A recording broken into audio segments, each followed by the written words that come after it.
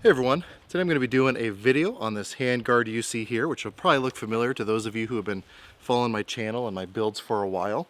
These wasps are driving me crazy right now. I just got stung by one a little bit earlier, so I'll try to work around these little buzzing bastards. So this is the 18-inch Midwest Industries handguard. This one is m-lok, and currently it is attached to my upper from Midwest Industries that has a 20-inch Match Series Faxon firearms barrel. Not going to be focusing on the barrel in this video. Obviously that's going to get a video of its own. So this one's just going to be focusing on this handguard. Now this is going to look very familiar to a handguard that I've reviewed previously, which was their 9-inch version that's on my 300 Blackout upper. God, these wasps are just relentless right now. I don't know what's going on. Anyway, I may or may not have let one land on the muzzle brake before cracking a round off earlier, but unfortunately my camera was not running. Anyway, that bit aside, man, these wasps just love this handguard, so I guess I'm not alone in that. But this is just a longer version of that previous one that I reviewed. So long story short, if you've seen that other video, this one's going to be very similar. All that to say, I really like this handguard, and if you're considering getting one, I would get one. Now if you want to have me qualify that, then by all means stick around for the rest of this review. But again, this is going to be very similar to that other handguard review that I did. So let me go ahead and just start out by running through the features on this handguard that I am a big fan of, that I think set it apart from some of the other options. Man, these wasps are just flying around all the cameras and everything. Anyway, sorry, it's a little bit distracting. First of all, it's got, this again is the m-lok version. They do have key mod versions available, I believe, still, but obviously my preference is going to be m-lok. It has it in 7 positions, so instead of just having it in the 3, 6, and 9, like a lot of handguards out there on the market, this actually has it in the 1:30, 3 o'clock, 4:30, 6 o'clock, etc., all the way around, which is really nice if you're someone like me who likes to mount your flashlights or whatever else at that 1:30 position.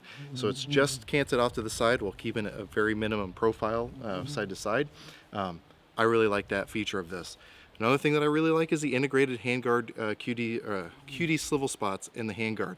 So you have 2 back here, one at the 3 and one at the 9 o'clock on the handguard back here, and then you have 3 up here at the 3, 6, and 9 o'clock position. So you have no want for QD sling points, and the nice thing about that is other handguards, obviously you can attach swivel swing points to it. However, you run the risk of those parts coming off eventually through use or wear or not using Loctite or whatever else. There's a potential that those are going to come off. In order for these QD spots to come off, your handguard would have to fall off your rifle, and that's just not going to happen.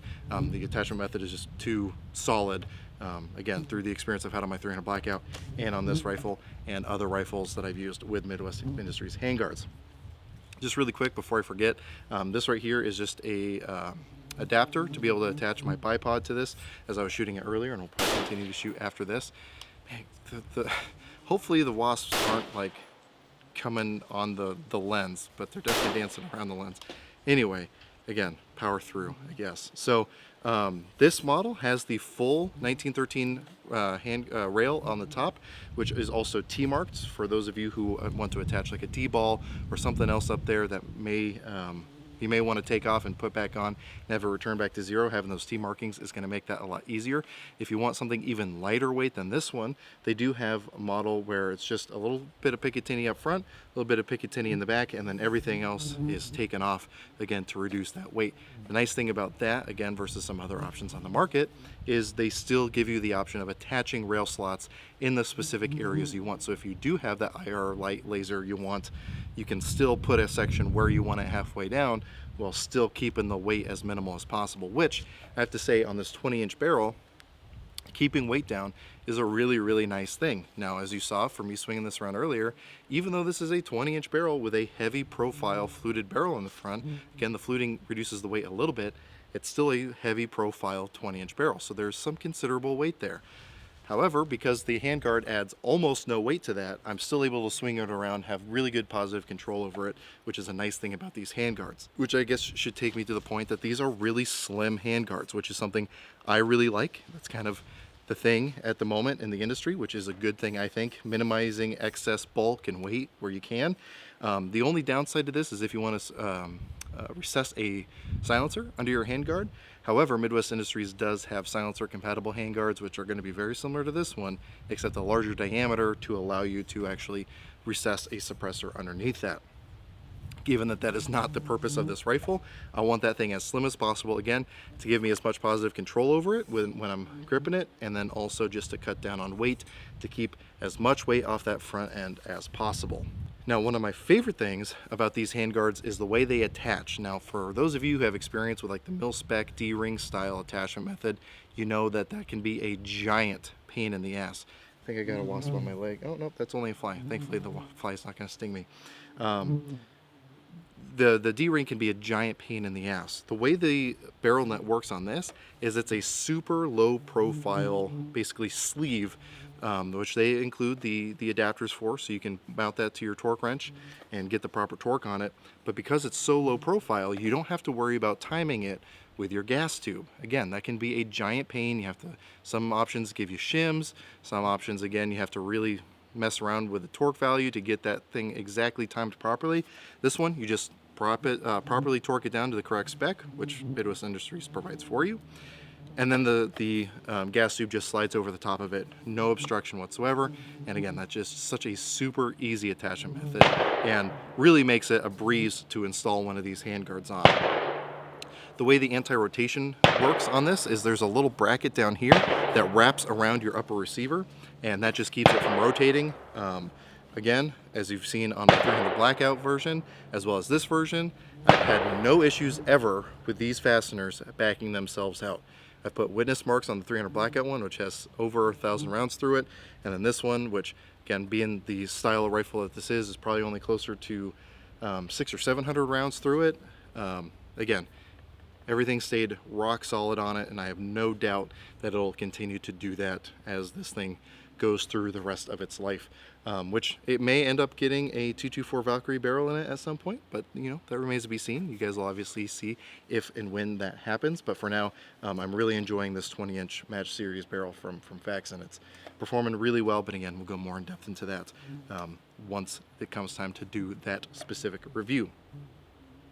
Now, if you don't want the 18-inch version, they do obviously have different length options available for you. So for whatever length barrel you want on it, they do have an 18-inch version that's specifically designed for 16-inch barrels with their like 2-chamber brake, because basically it's got a little, almost like a shark's mouth, alligator mouth, whatever you want to call it, cutout, so that you have the rail going all the way to the end of the barrel. Jesus Christ, these fucking wasps. Goes all the way to the end of the barrel, but you have the gaps on the side for the gas to escape without damaging your handguard. And I think that looks pretty slick also. But again, they have a lot of options for you. I have seen on their Instagram that they are sneak peeking a little new handguard maybe that they're working on. I don't have a whole lot of specifics on that because I know as much as you guys do in regards to what they post to Instagram. But those are looking pretty sweet. So if this is something you want, by all means, get one. You're not going to be disappointed. But if you're still kind of waiting to put together a build, I would definitely pay attention to what Midwest Industries is doing, because those handguards look pretty sweet also. Now, that said, Midwest Industries was kind enough to provide my viewers with a discount code.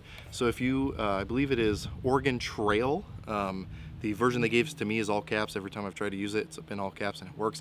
That applies to any Midwest Industries product on their website, to include complete firearms. A lot of companies are not willing to put those discount codes to their complete firearms. Midwest Industries did that, and again, I really appreciate that. So if you want one of their 308 pistols, you can put that 10% discount code on there and walk out with a little bit more padding in your wallet than you would have otherwise.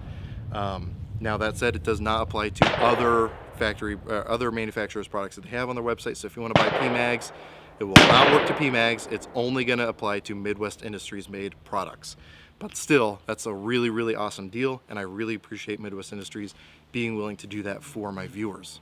Now, like I said, this handguard is attached to a otherwise complete Midwest Industries upper receiver here, to include the BCG upper receiver. The optic mount is the Midwest Industries one that I reviewed in the past, and everything's been working really well, but I will be doing dedicated reviews on the BCG, the upper receiver, all those things, etc. So definitely stay tuned for that. If you're interested, by all means, subscribe to my channel. You guys will be notified whenever anything like that happens.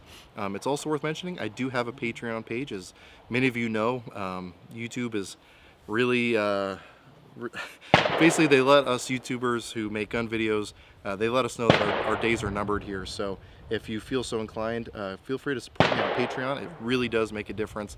I post all my content there early, as well as some exclusive content there. So again, if you feel so inclined, check that out. But anyway, with all that said, as always, I hope you're able to get something out of this video, and I really appreciate you watching.